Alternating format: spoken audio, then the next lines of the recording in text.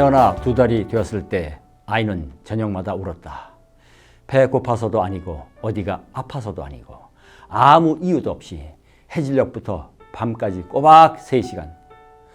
거품 같은 아이가 꺼져 버릴까봐 나는 2팔로 껴안고 집안을 수없이 돌며 물었다. 왜 그래? 왜 그래? 왜 그래? 내 눈물이 떨어져 아이의 눈물에 섞이기도 했다. 그러던 어느 날 문득 말해봤다. 누가 가르쳐 준 것도 아닌데 괜찮아, 괜찮아, 이제 괜찮아.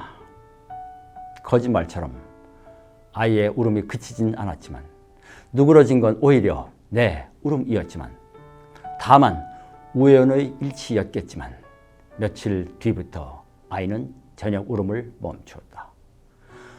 30 넘어야 그렇게 알았다.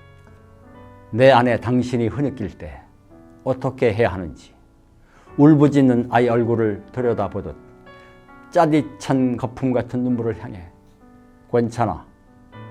왜 그래가 아니라 괜찮아. 이제 괜찮아.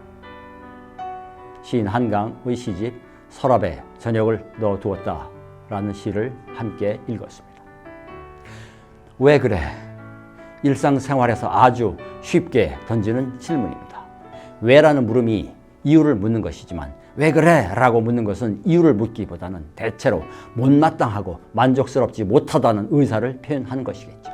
사실 물음이라기보다는 불만이고 시비입니다. 때로 신경질적인 억양으로, 물론 때로는 아주 설득적인 억양으로 할 수도 있겠고요. 어쨌든 이 말은 물음이라기보다도 더 깊은 뿌리에서 튀어나오는 소리입니다. 생후 2달 된 아기가 까닭없이 울고 있습니다. 많은 엄마들이 겪었었고 지금도 겪고 있는 상황입니다. 아주 익숙해서 특별히 주목할 것이 없어 보입니다. 그러나 배가 고파서도 아니고 아파서도 아니라고 하는 엄마의 판단도 있거니와 참으로 이유를 찾기 어려운데 계속 울고 있다네요. 울음의 이유보다도 더 중요한 것은 이유가 없어 보인다는 점입니다. 그런데 이유가 없어 보이는 울음을 아기만 울까요? 우리도 그런 울음을 울 수 있습니다. 아니, 울고 있습니다. 이유를 스스로도 알지 못하지만 때로 울고 있기도 하고 실컷 울고 싶을 때도 있습니다. 이유를 모를 뿐 이유가 없지는 않을 것입니다. 그것은 아기도 마찬가지겠죠. 엄마가 보기에 배고픈 것도 아니고 아픈 것도 아니니 달리 울 이유가 없어 보이지만 아기에게 이유가 없지는 않을 것입니다. 다만 모를 뿐이겠죠.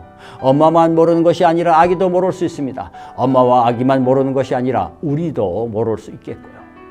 우리가 울 때, 아니 우리가 울고 싶을 때 그 이유를 깔끔하게 다 알 수는 없습니다. 그러나 울고 싶습니다. 그럴 때는 울어도 좋습니다. 아니 시원하게 울어야 합니다.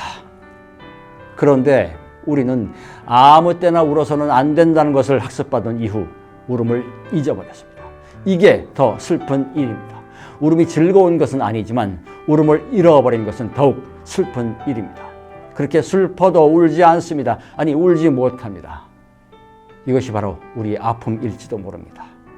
그런데 아픈 데다가 왜 그래? 라고 묻는다면 이건 상처에다가 또 칼을 들이대는 것입니다. 그러니 답을 얻을 수도 없을 뿐 아니라 답도 없을 텐데요. 그러던 어느 날 문득 고쳐 말했습니다. 누가 가르쳐 준 것도 아닌데 말입니다. 아니 사실 누가 가르쳐 준다고 그렇게 고쳐 말할 수 있을까요? 참으로 이건 문득 고치는 것입니다. 가르침 없이라고 하는 것은 지식을 추가하거나 확장한 것이 아니라고 하는 것을 가리킵니다. 왜 그래? 라는 물음을 무수히 물어오는 과정에서 문득 깨닫게 된 것이죠. 알물 들여서 고친 것이 아니라 삶의 켜가 쌓여가면서 문득 튀어오른 깨달음입니다. 누가 따로 가르쳐 준 것이 아니라 삶이 깨닫게 해준 것입니다. 알면 이유를 더 캐물으려 하지만 삶은 이유를 몰라도 모른 채로 받아들이도록 우리를 이끌고 가니까요. 그래서 왜 그래서 괜찮아로 넘어갑니다. 문득 슬며시 넘어갑니다. 물음표에서 느낌표로 넘어갑니다. 내가 삶을 받아들인다기보다는 삶이 나를 받아들이는 것이기 때문입니다. 삶이란 그런 것이니까요. 내가 삶을 사는 것이 아니라 삶이 나를 살기 때문입니다. 괜찮아 라고 했더니 오히려 내 울음을 멈출 수 있었습니다. 그랬더니 아기도 울음을 그쳤습니다. 우연이라고 했지만 우연만은 아닙니다. 엄마의 울음이 아기를 더욱 크고 길게 울도록 만들었었을 것이기 때문이죠. 그래서 엄마가 울음을 멈추니 아기도 울음을 그칠 수 있었던 것입니다. 그리고는 내 안에 당신이 흐느낄 때 어떻게 하는지도 깨닫게 되었다라고 고백합니다. 아니, 사실 어떻게 하는지보다 못지않게 중요한 것은 내 안에서 누군가가 흐느끼고 있다는 것을 발견해내는 것입니다. 물론 내 울음을 울지만 내 울음만 소중한 것이 아니라 누군가의 울음을 내 안에서 듣고 느낄 수 있는 것이 중요합니다. 억지로 울음을 멈추려고 하는 것이 아니라 스스로에게 괜찮아 라고 타독였더니 오히려 다른 사람의 흐느낌에 귀 기울일 수 있게 되었다고 합니다.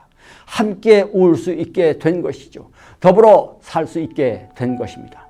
괜찮아 야말로 이렇게 더불어 살게 해주는 지혜인 듯합니다. 그러나 괜찮아는 그냥 하늘에서 뚝 떨어지는 값싼 방임은 아닙니다. 무수한 시행착오에 왜 그래라고 하는 시비의 씨름을 거친 것입니다. 그러니 사실 왜 그래 또 나쁘기만 한 것은 아니죠.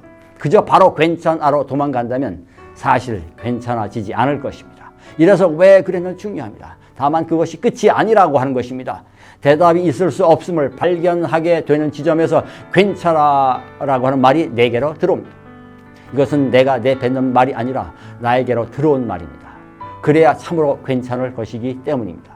내가 마구 내뱉은 괜찮아는 기만일 수밖에 없을 텐데요. 괜찮아가 자기 기만이 되지 않으려면 왜 그래의 씨름은 중요합니다.